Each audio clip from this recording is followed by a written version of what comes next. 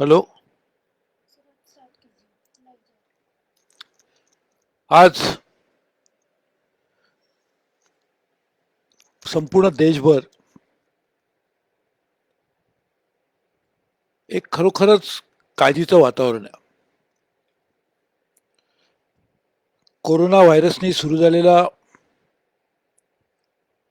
हा एक भीतीचा ओघ आज संपूर्ण देशभर सगळ्या राज्यांना, प्रमुख शहरांना एक काळजीने भेडसावलेलं वातावरण निर्माण केलं.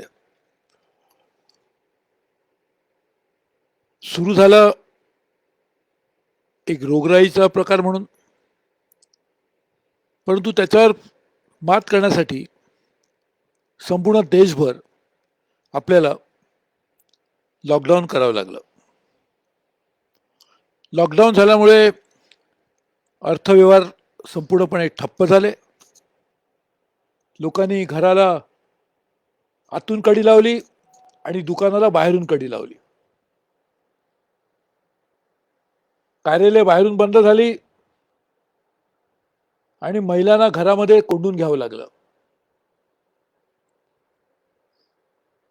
या सगळ्याचा दुष्परिणाम म्हणजे आपली अर्थव्यवस्था एका कठीण परिस्थितीतून मार्ग काढते. आजच रिझर्व्ह बँक ऑफ इंडियाच्या गव्हर्नरनी सांगितलं की यावर्षी अर्थव्यवस्थेची स्थिती थोडी कठीण असेल. यावर मात करण्यासाठी आपल्या देशाचे सन्माननीय पंतप्रधान नरेंद्र मोदी यांनी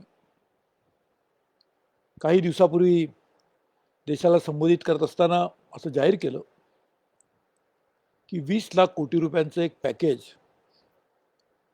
हे देशातल्या सर्व सामाजिक आणि आर्थिक घटकांना मदत करण्याच्या दृष्टीने दिलं जाईल.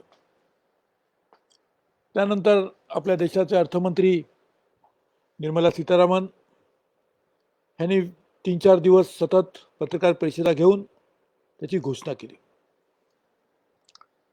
देशाची अर्थव्यवस्था ठीक करताना राज्यांची अर्थव्यवस्था ठीक करावीच लागेल आणि त्यामध्ये महाराष्ट्र हे आपलं प्रमुख राज्य आहे. संपूर्ण देशाच्या अर्थव्यवस्थेमध्ये महाराष्ट्राचा वाटा हा सर्वात जास्त आहे. भौगोलिक दृष्ट्या पाहिलं तर महाराष्ट्र राज्याचं आणि क्षेत्रफळ, भूक्षेत्रफळ देशाच्या तुलनेमध्ये कदाचित 10% आसपास असेल, परंतु अर्थव्यवस्थेमध्ये त्याचा वाटा मात्र निश्चितपणे त्यापेक्षाही थोडासा जास्तच आहे. आणि म्हणून देशाची अर्थव्यवस्था नीट करायची असेल तर महाराष्ट्राची अर्थव्यवस्था नीट केली पाहिजे. आणि त्यासाठी देशाची अर्थव्यवस्था ठीक करताना, राज्याची ठीक करताना सर्व सामाजिक घटकांना फायदा झाला पाहिजे. आणि म्हणून राज्यासाठी केंद्र सरकारने अधिक निधी उपलब्ध करून द्यायचं जाहीर केलं. त्याचबरोबर समाजातल्या घटकांचा विचार केला तर शेतकऱ्यांसाठी एक योजना जाहीर करण्यात आली. शेतकऱ्यांची एक मुख्य अडचण म्हणजे बाजारपेठेपर्यंत ते पोचू शकत नाहीत. त्याचंही प्रमुख कारण जर कोणतं असेल तर कायदे आणि अनेक राज्यांनी निर्माण केलेले अडथळे. आपल्या कोकणचा हापूस आंबा परदेशात नेणं तर खूप कठीण, किंबहुना ह्याला परदेशात नेण्यासाठी मी स्वतः त्यासाठी खूप परिश्रम घेतले. कोकण रेल्वेचे कार्यकारी संचालकांना सांगून खास गाडी सोडायला लावली. त्यामध्ये येणाऱ्या इतर अडचणी दूर केल्या. अपिडा ही जी केंद्र सरकारच्या अधिकारातली संस्था जी माझ्या अंडर काम करत होती, त्यांना सांगून कोकणचा आंबा परदेशी न्यायला आपण मदत केली. त्याची आधी मंत्री असताना कोकणच्या आंब्याला नामांकन मिळवून दिलं. कोकणचा हापूस उद्या कोण केरळाचा माणूस हापूस म्हणून सांगू शकणार नाही. कोकणच्या हापूस आंब्याला एक निराळं वैविध्यपूर्ण अशी एक त्याची ओळख निर्माण झाली. आणि हे आपण सगळं करत असताना शेतकऱ्याच्या अडचणी दूर करण्यासाठी कायमस्वरूपी निर्मला सीतारामननी नरेंद्र मोदींच्या मार्गदर्शनाखाली एक पॅकेज जाहीर केले, ज्यामध्ये बाजारपेठेपर्यंत पोहोचण्यासाठी त्यांना आणखीन पैसे उपलब्ध करून देण्यासाठी, किसान कार्ड जे आहे त्याच्यामधून पैसे देण्यासाठी, नाबार्डच्या माध्यमातून लहान शेतकऱ्यांसाठी अतिरिक्त निधी उपलब्ध करून देणं, अशा अनेक योजना जाहीर झाल्यात. दुसरी गोष्ट, मच्छीमार. आपल्या कोकणाला 720 किलोमीटर लांबीचा समुद्र किनारा लाभला आहे. त्याचा आपल्याला सार्थ अभिमान आहे. कोकणी माणसं, किंवा महाराष्ट्राला असणारा किनारा म्हणजे कोकणचा किनारा. आपण कोकणचा किनारा म्हणतो, पण तो महाराष्ट्राचा किनारपट्टी पण आहे. आणि या किनारपट्टीवर राहणारे मच्छीमार, त्यांसाठी एक निराळी नवीन योजना जाहीर झाली. त्याचाही फायदा आपल्या मच्छीमारांना निश्चितपणे मिळेल. लघुउद्योग. महाराष्ट्रामध्ये हजारो किंवा काही लाख लघुउद्योग असतील. ह्या लघुउद्योगांची स्थिती खरोखरच चिंताजनक आहे. त्यामध्ये लघुउद्योजकाचा दोष नाही. लॉकडाऊन झाल्यामुळे त्याला स्वतः सगळ्याच काम बंद पडावं लागलं, आणि म्हणून या लघुउद्योजकांना मदत देण्यासाठी सरकारी गॅरंटीच्या माध्यमातून या लघुउद्योजकांना पैसे देण्यासाठी सरकारने जाहीर केले.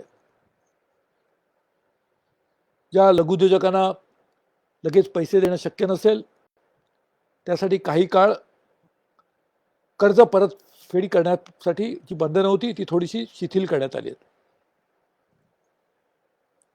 सर्वसामान्य माणसांनी कर्ज घेतले असेल बँकेकडून, तर त्यामध्ये देखील 3 महिने आता 6 महिन्याची मुदतवाढ देण्यात आली. आपल्याकडे असणाऱ्या माझ्यासारख्या ज्येष्ठ नागरिकांसाठी एक योजना जाहीर केली होती. ती काल कॅबिनेटमध्ये त्याला मान्यता मिळाली आहे. ह्या आलेल्या फार मोठ्या रोगरूपी संकटामुळे आपल्या देशाची हेल्थ सिस्टम, आरोग्य व्यवस्था, ह्यामध्ये किती प्रमाणामध्ये त्रुटी आहेत हे आपल्या लक्षात आलं. पंतप्रधानांनी जाहीर केले की ह्याच्यापुढे असं संकट येऊ नये, आणि जर आलंच तर त्याच्याशी योग्य मात करता यावी, या दृष्टीने एक नवीन यंत्रणा निर्माण केली जाते. त्यामध्ये अगदी ग्रामीण भागामध्ये वेलनेस सेंटर सारखी सर्वसामान्य माणसाला त्याचा फायदा घेता येईल अशी एक यंत्रणा उभी केली जाणार आहे. देशपातळीवर हेल्थसाठी, आरोग्यासाठी जे पैसे दिले जातात त्यामध्ये मोठ्या प्रमाणावर वाढ केली जाणार आहे. त्याचबरोबर अशा तऱ्हेचे रोगराई येणार असेल त्याची पूर्वसूचना मिळाली पाहिजे. काल दुर्दैवाने पश्चिम बंगाल आणि ओडिसामध्ये एवढं मोठं वादळ झालं, पण ती येणाऱ्याची कल्पना आधी होती. समजा अशा तऱ्हेची रोगराई येणाऱ्याची आपल्याला करोनाची कल्पना समजा 2 महिन्यापूर्वी 15 दिवसापूर्वी मिळाली असती, तर आपण आता सामना चांगला करू शकलो असतो. आणि म्हणून अशा तऱ्हेची एक यंत्रणा की आपल्याला आधीच त्याची पूर्वसूचना दिली जाईल, त्याला सर्वेलन्स सिस्टीम म्हणतो, अशी एक तयार केली जाते. त्याचबरोबर आपल्या जिल्ह्यामध्ये सिंधुदुर्ग, रत्नागिरी, कोकणात, महाराष्ट्रातल्या सगळ्या जिल्ह्यांमध्ये एक अशा तऱ्हेची विशेष आरोग्य व्यवस्था तयार केली जाते की ज्यामध्ये अशा तऱ्हेची रोगराई आलीच तर त्याचा सामना करण्यासाठी व्यवस्था, आणि त्याबरोबर टेस्टिंग लॅबोरेटरीज, जिथे जाऊन आपल्याला आज देखील करोना आहे की नाही बघण्यासाठी निम्या ठिकाणी पाठवावं लागतं. परंतु ती परिस्थिती येऊ नये म्हणून प्रत्येक जिल्ह्यामध्ये अशी एक यंत्रणा उभी केली जाणार आहे. कोकणामध्ये त्याची खरोखर गरज आहे, आणि ती करण्यासाठी देखील एक यंत्रणा केली जाते. शिक्षण पद्धतीमध्ये आमूलाग्र बदल केले जाणार आहेत. त्यामध्ये ऑनलाईन एज्युकेशन. तुम्हाला आश्चर्य वाटेल, गेल्या काही दिवसामध्ये मी 54 वेगवेगळ्या विविध विषयांवर जगातल्या सगळ्या लोकांशी 100 पेक्षा जास्त वेबिनारनी संपर्क साधला. त्यांनी मला आमंत्रित केलं होतं सगळ्या 100 लोकांना, 100 निम्या ठिकाणी कारण मी 16 जागतिक संस्थांवर काम करतो, मी आता पण 154 देशामध्ये गेलेलो आहे, म्हणून मला त्यांनी सगळ्या ठिकाणी बोलावलं होतं. परंतु मी बोलवलं असताना प्रत्येक वेळेला सांगत होतो की ह्या नंतर येणारी व्यवस्था ही अशा तऱ्हेच्या ऑनलाईन स्वरूपाची असेल आणि म्हणून त्याच पद्धती शिक्षणामध्ये देखील आली पाहिजे. म्हणून शिक्षणामध्ये देखील बदल केले जात आहेत. त्याचबरोबर देशाची पायाभूत सेवा, मूलभूत पायाभूत सेवा, इन्फ्रास्ट्रक्चर, त्यामध्ये प्रचंड मोठ्या प्रमाणावर गुंतवणूक केली जाणार आहे. तुम्हाला माहिती असेल, तुमच्याच आशीर्वादाने, कोकणी माणसाच्या प्रेमाने, तुमच्या समर्थनाने, तुमच्या आशीर्वादाने मी 10 वेळा मंत्री झालो, 10 वेगवेगळ्या खात्यांचं, 6 अटल बिहारी वाजपेयींच्या सरकारमध्ये आणि 4 नरेंद्र मोदींच्या सरकारमध्ये. प्रत्येक वेळेला विचार केला कोकणचा, कारण माझा राजकीय जन्मच कोकणातून झालाय.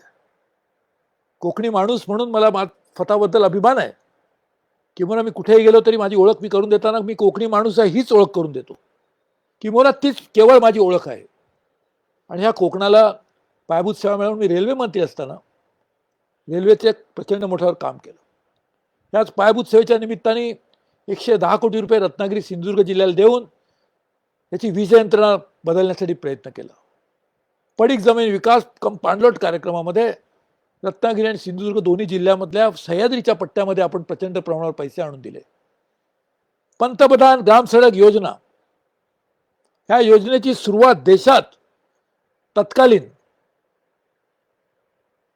ग्रामीण विकास मंत्री, या देशाचे उपराष्ट्रपती आहेत माननीय व्यंकय्या नायडूजी, त्यांच्या हस्ते येऊन एक तर कणकवली आणि दुसरं राजापूरला, दोन्ही जिल्ह्यामध्ये आपण केली.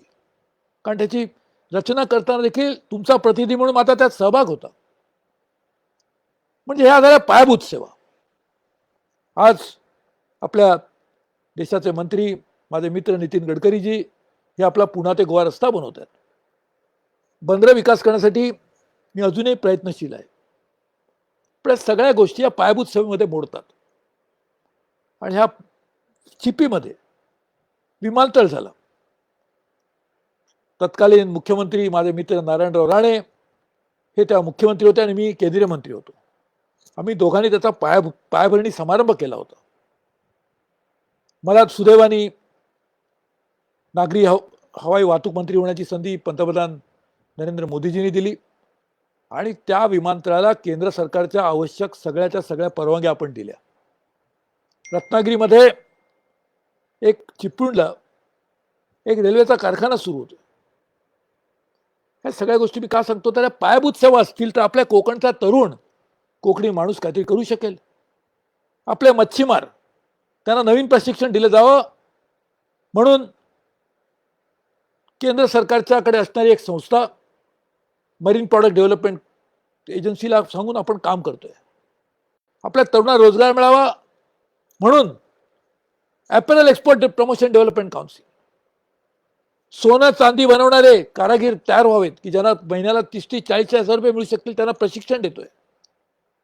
राज्य सरकारला विनंती केली आहे की 100 एकरची जागा द्या, आपण फुटवेअर डेव्हलपमेंट इन्स्टिट्यूट तिकडे चालू करणार आहोत.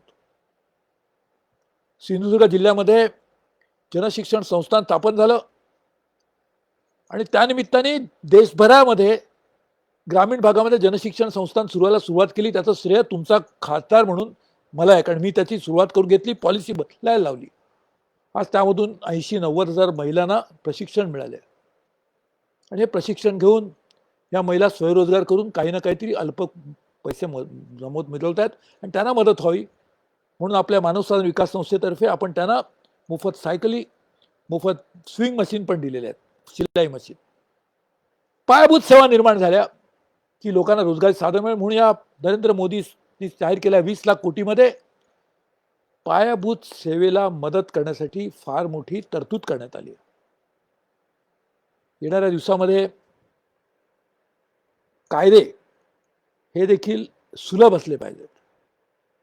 लोकांना कायद्याचं पालन करणं शक्य झालं पाहिजे आणि एखादी चुकून धंदा करत असताना लहानसून चूक झाली तर त्यासाठी थेट फौजदारी कारवाई होता कामा नये, ह्या दृष्टीने देखील कायद्यात बदल केले जात आहेत.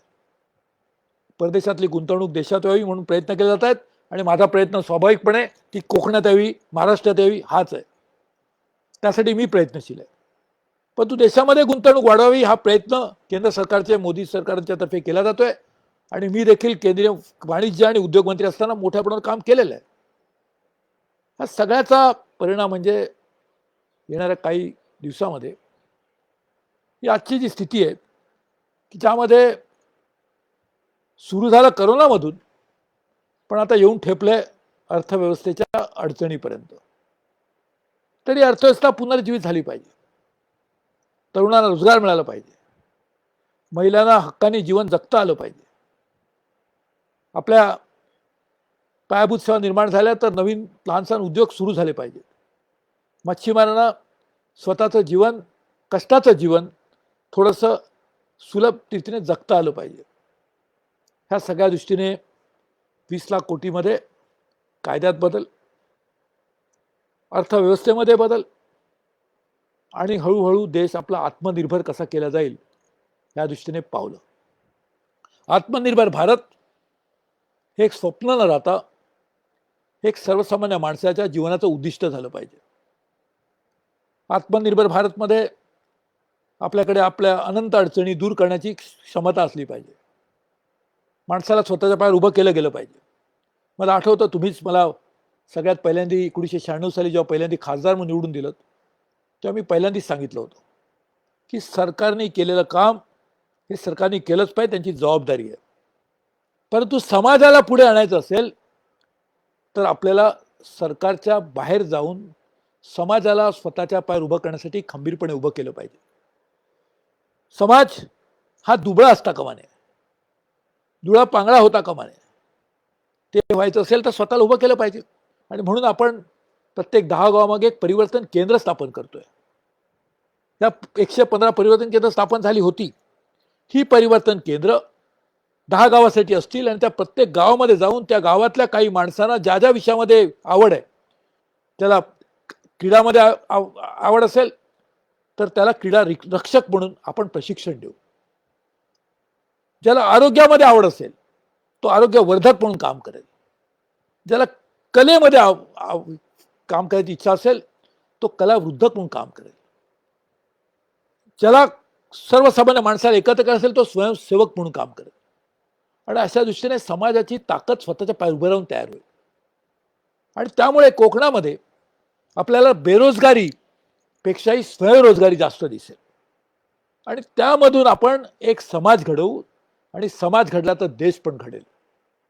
आणि असा समाज घडला पाहिजे की तो स्वतःच्या पायावर उभा, म्हणजे आत्मनिर्भर समाज. आत्मनिर्भर समाज हा स्वतःमध्ये आत्मविश्वास ठेवणार असेल आणि कोणाकडे हात पसरण्याची गरज लागणार नसेल. त्याचे पाय जमिनीवर भक्कम असतील आणि त्याचे हात इतरांना रोजगार देण्यासाठी सक्षम असतील. असा समाज जो पण उभा राहत नाही तोपर्यंत आपला देश आत्मनिर्भर होणार नाही. कारण समाज उभा राहिल्याशिवाय देश उभा राहू शकत नाही. आणि म्हणून समाजाला उभं करायचं असेल तर आपल्याला त्यासाठी प्रयत्न केले पाहिजेत. आणि हा एक प्रयत्न मी तुमच्या आशीर्वादाने 25 वर्षापासून करतोय. आणि हाच प्रयत्नाला पुढचं पाऊल म्हणून आत्मनिर्भर भारत निर्माण करण्यासाठी आपल्या कोकणामध्ये देखील अशी एक लोकजन चळवळ आपल्याला उभी करायची. त्यामध्ये तरुण असले पाहिजेत, महिला असल्या पाहिजेत, शेतकरी असले पाहिजेत, मच्छीमार असले पाहिजेत, मागासवर्गीय त्याच्यात पुढे असले पाहिजेत. मागासवर्गीयमुळे मागे नको, ते पुढे असले पाहिजेत. आणि ह्या सगळ्या सामाजिक चळवळीमध्ये आपला माजी सैनिक देखील माजी असेल, परंतु आज त्याला मानाचं स्थान त्या समाज व्यवस्थेमध्ये असलं पाहिजे. आणि ही समाज व्यवस्था ही सर्वांगीण असली पाहिजे की ज्यामध्ये पर्यावरण पोषक, आर्थिक सक्षम, सामाजिक समरस, शारीरिक भक्कम, आध्यात्मिक पाय असलेली आणि अशी चळवळ जर आपण उभी केली, बौद्धिकदृष्ट्या पुढारलेली अशी 6 तऱ्हेची बौद्धिक, शारीरिक, सामाजिक, पर्यावरण पोषक, आध्यात्मिक त्याला तावा असणारी आणि ज्याला सर्व समावेशक अशी चळवळ आपण उभी करायची. म्हणजे माणूस जो घडेल हा सर्व समावेशक असेल. प्रत्येक व्यक्तीला निरनिराळ्या तऱ्हेची आवड असते. ज्याला कलेची आवड असेल त्याला आपण कलेमध्ये प्रशिक्षण देऊ, ज्याला शिक्षणामध्ये आवड असेल त्याला आपण शिक्षणामध्ये तज्ज्ञ करू. आणि त्यासाठी कोकण क्रीडा प्रबोधिनीसारखी संस्था आहे, कोकण आरोग्य वर्धिनीसारखी संस्था काम करते, कोकण क्रीडा प्रबोधिनी काम करते, आणि मानव साधन विकास संस्था सगळ्या 200-300 एकत्र लहान लहान संस्थांना, स्थानिक संस्थांना एकत्र घेऊन त्यांच्याच आधारावर आपण काम करतोय.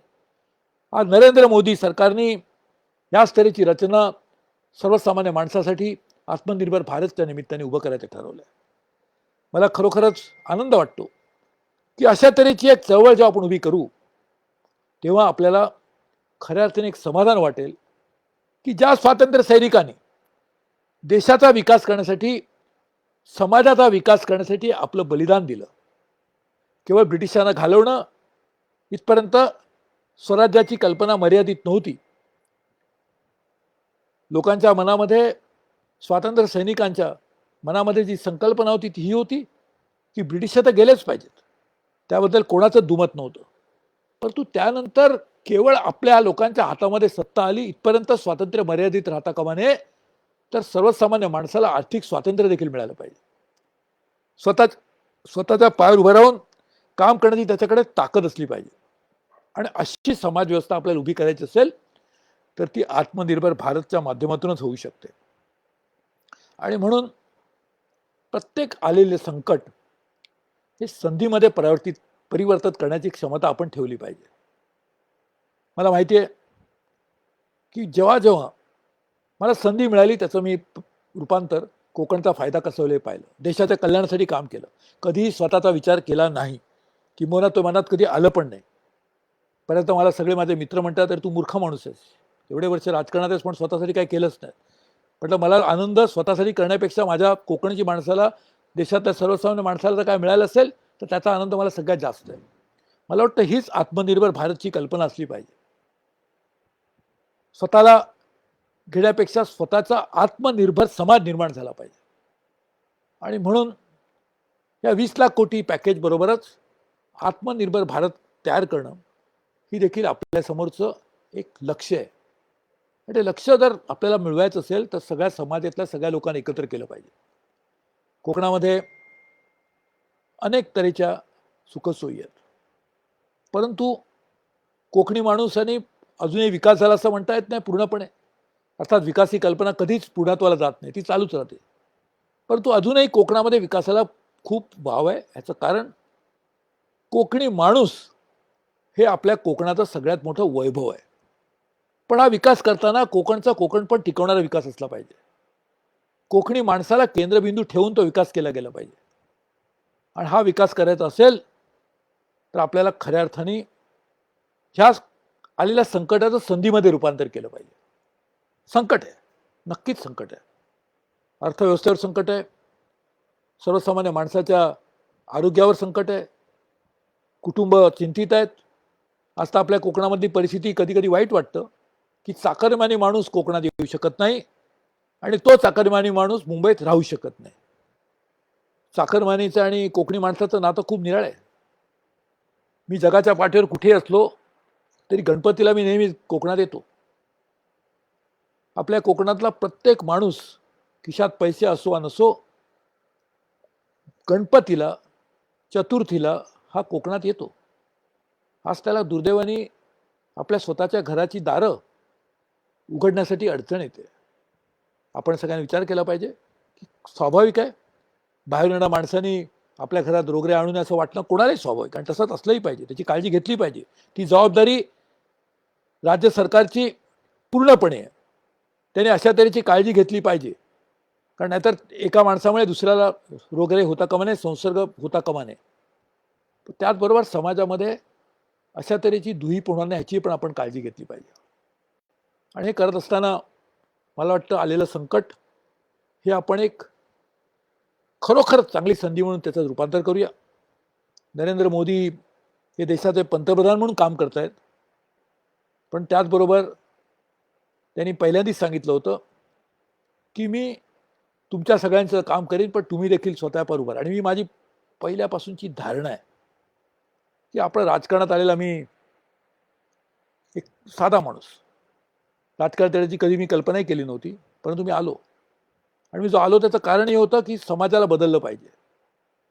जिथून माझे पूर्वज 350 वर्षापासून आमचं कुटुंब मालवणला राहतं, ह्या कोकणशी आमचं कधी न तुटणारं नातं आहे. तर ह्याच कोकणी माणसाला आपण काहीतरी देणं लागतो. ह्या मातीचं असणारं ऋण आपल्याला फेडलं पाहिजे. फेडून कधी जात नाही, परंतु प्रयत्न केला पाहिजे. आणि हा प्रयत्न जर करायचा असेल तर आपल्याला खरोखरच आज एकत्र येऊन करोनाबरोबरच, करोनाला तर संपवायचंच आहे, परंतु त्याचबरोबर उद्या येणाऱ्या भारताची रचना कशी असेल, त्यामध्ये आपला कोकण कसा दृश्यपणे दिसेल हे पाहिलं पाहिजे. महाराष्ट्राची स्थापना झाली तेव्हा अनेक लोकांनी महाराष्ट्र राज्य कसं असावं याची संकल्पना मांडली होती. त्यात म्हटलं होतं की महाराष्ट्रामध्ये मराठी माणूस दिसला पाहिजे. मी तर असं म्हणेन की उद्याच्या होणाऱ्या विकासामध्ये कोकणी माणूस नुसता दिसता कामा नये, तर तो एका प्रमुख महत्त्वाच्या ठिकाणी बसलेला असला पाहिजे. अशी रचना झाली पाहिजे की ज्यामध्ये कोकणी माणूस हा, हापूसला आपण आंब्याचा राजा म्हणतो, तर कोकणी माणूस हा या संपूर्ण रचनेचा राजा असला पाहिजे. सर्वसामान्य कोकणी माणूस, एकेकाळी गिरणी कामगार म्हणून, चाकरमानी म्हणून मिरवणारा देशोधडीला लागला. मुंबईची रचना केली कोकणी माणसांनी.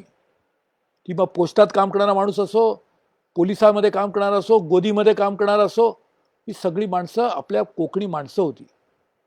एकेकाळी मुंबई महानगरपालिकेमध्ये निवडून आलेल्या नगरसेवकांमध्ये सगळ्या पक्षाचे मिळून अर्ध्यापेक्षा जास्त नगरसेवक आपल्या कोकणातले असायचे. अशा कोकणाला खऱ्या अर्थाने महाराष्ट्राच्या विकासामध्ये, देशाच्या विकासामध्ये एक योग्य आणि प्रमुख स्थान मिळालंच पाहिजे. आणि त्या दृष्टीने आपण सगळ्यांनी एकत्र येऊन काम करण्याची आवश्यकता आहे. मी तुमचाच एक प्रतिनिधी म्हणून, पण मी आज दिल्लीला आहे, अशी एक तुम्हाला सगळ्यांना हात जोडून विनंती करतो की स्वतःची काळजी चांगली घ्या. घरात राहा, कोणालाही निश्चितपणे आणखीन रोगराईमध्ये येणार नाही काळजी घ्या, रोगमुक्त राहतील याची काळजी घ्या.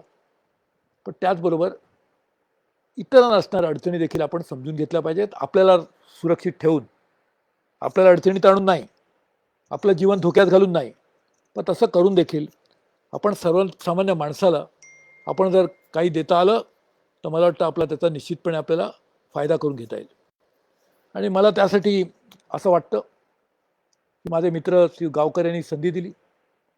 एक चांगलं चॅनल सुरू आहे, हे एक माध्यम आहे, ह्या माध्यमातून आपण कोकणी माणसापर्यंत पोहोचू शकतो. मला वाटतं आपल्या चॅनलचं नाव देखील खरोखरच चांगलं आहे, कोकण नाव.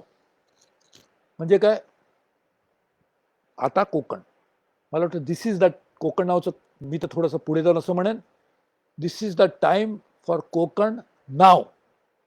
आज कोकणचा वेळ आलेली आहे आणि ही वेळ दोन्ही हातांनी संध्या म्हणून आपण हातात धरली पाहिजे. कोकणला कधीही ह्यापेक्षा चांगले दिवस कसे येतील ह्याची कल्पना करत राहिलं पाहिजे, एकत्र काम केलं पाहिजे. आणि म्हणून कोकण नाव हे एक चॅनल आहे, म्हणून कोकण नावी चळवळ झाली पाहिजे.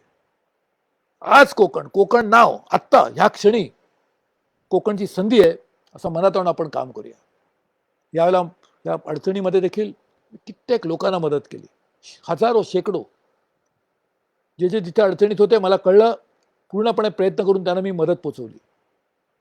त्याचा गाजावाजा केला नाही आणि कर्तव्य, आणि हेच आपल्या कोकणी माणसाचं स्थायी भाव आहे. आपण काम करतो पण बोलत नाही. कोकणी माणूस नेहमी चळवळीत असतो, परंतु त्या खुर्चीवर बसत नाही. कारण खुर्चीत बसण्याची त्यांना वाटतं खुर्चीत कोणी बसून नाही, माझं काम होतं मी चळवळ करून त्याला खुर्चीत बसवला तर खरा. मला वाटतं आज वेळ निराळी आहे. कोकण नाव, कोकण नाव म्हणजे कोकणचं प्रतिनिधित्व अशा तऱ्हेने झालं पाहिजे की कोकणी माणसाचं हित रक्षण केलं गेलं पाहिजे. महाराष्ट्राच्या बजेटमध्ये कोकण दिसलं पाहिजे. देशाच्या रचनेमध्ये कोकणचं दृश्य स्वरूप आपल्याला लक्षात आलं पाहिजे. अशा तऱ्हेची कोकणची रचना आपण घडवूया. आणि म्हणून कोकण नाव ही एक वस्तुस्थिती आपल्याला करायची आहे. श्री गावकर हे त्यांच्यापणे प्रयत्न करतायत. त्यांनी मला सांगितलं, आज खऱ्या अर्थाने मी खूप वेबिनार करतोय, पण त्यांनी सांगितलं कोकण नाव आहे, म्हटलं मी येतो, नक्की येतो. आणि खास करून ते माझ्या मालवणचे आहेत, गावकर आहेत, बाजूचे आहेत. आणि म्हणून आपण सगळ्यांना मनापासून धन्यवाद देतो. आपल्या कोकणामध्ये प्रत्येक गावात एकतरी ग्रामदैवत आहे. सगळ्या ग्रामदेवतांना अगदी साष्टांग नमस्कार घालतो की देवानो, आमच्या कोकणावरचं असणारं करोनारूपी संकट दूर करा. परंतु त्याचबरोबर तिथपर्यंत मर्यादित न राहता आमचा एक नवस म्हणून कोकणला खरोखर येणाऱ्या दिवसामध्ये चांगले दिवस येऊन देत आणि कोकण नाव ही एक वस्तुस्थिती म्हणून सर्वसामान्य कोकणी माणसाच्या जीवनामध्ये अवतरून देत, अशी मी सगळ्यांना आग्रहाची विनंती करतो. मला माहिती आहे की थोडंसं मी जास्त 4 मिनिटं जास्त बोललो, परंतु मी सगळ्यांना मनापासून धन्यवाद देतो. आणि मला माहिती आहे की इकडे अनेक स्वरूपाचे लोक निर्णायक प्रश्न विचारत आहेत आणि मला सगळ्यांना सांगायचं आहे की तुम्ही सगळ्यांनी जी अपेक्षा व्यक्त केल्या आहेत त्या मी पूर्णपणे करण्याचा प्रयत्न करीन. काही लोकांनी सांगितलं की कोकणाकडे तुम्ही अजून लक्ष देवा म्हणून मला एकाने सांगितलं. काही लोकांनी सांगितलं की आम्हाला रत्नागिरीला लॅब नाही आहे. मी तुम्हाला मगाशीच सांगितलं की त्यासाठी मी पूर्णपणे प्रयत्नात आहे. आम्ही नेहमीच तुम्हाला खात्रीपूर्वक सांगेन की कोकणी माणूस आणि मी ह्याचं नातं मी मरेपर्यंत तरी कायम राहील. किंवा असं म्हणता येईल की जेव्हा कावळा शिवायला येईल तेव्हा कदाचित सांगावं लागेल की बाबा आता कावळा शिव, कारण सुरेश प्रभू परत कोकणाकडे लक्ष देत राहील. आणि मी तुम्हाला खात्रीपूर्वक सांगतो की कधी देईन. मला आठवण म्हणून सांगतो की रत्नागिरी जिल्ह्यामध्ये पश्चिम महाराष्ट्राशी जोडलं जावं म्हणून कराड चिपळूणसाठी मी प्रयत्न करून मी त्याचं टेंडर पण काढलं. PPP मॉडेलमध्ये होतं. सापुर्जीबांनी घेतलं होतं, नंतर त्यांनी काही तांत्रिक अडचणी सोडलं. वैभववाडी ते कोल्हापूर त्यासाठी अर्थसंकल्पात तरतूद केली तुमचा प्रतिनिधी म्हणून. आणि त्यामुळे कोकण आणि पश्चिम महाराष्ट्राचं नातं जोडलं जाईल. कोकणात पश्चिम महाराष्ट्रातून निर्यात होणारी साखर उद्या आपल्या बंदरातून जाईल. कोकणामधून येणारा आंबा उद्या आपल्याला परदेशी नाही असेल तर त्यासाठी चिपी विमानतळ आहे. अशा त्याच्या अनेक प्रचंड प्रमाणावर आपण काम करायला इथे सुरुवात केली आहे, काम होत आहे. आणि ते पूर्णत्वाला नेण्यासाठी मला वाटतं की आपण सगळ्यांनी एक काम करूया. मला वाटतं एकाने मला विचारलं, अमित पर आज काळं नाही घातलं तुम्ही, तर आज मला वाटतं की काळे दिवस जावोत आणि चांगले दिवस येवोत म्हणून मी सांगितलं. कोणीच्या कोकणाचं दुपदरीकरण तुम्हाला सांगायला आनंद होतो की कोकणाचं दुपदरीकरणाची सुरुवात मी केली होती.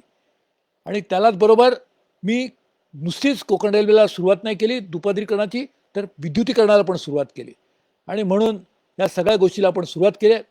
विनातारण कर्ज एक सिंगल विंडो म्हणून केलं पाहिजे, ही पण योग्य कल्पना आहे आणि त्यासाठी देखील आपण काम करतोय. एक क्लस्टर तयार व्हावा प्रोसेसिंगसाठी म्हणून आपण खरोखरच यासाठी प्रयत्न केले होते. राज्य सरकारने जमीन द्यावी, अजूनही आपण त्यांना करून देऊ.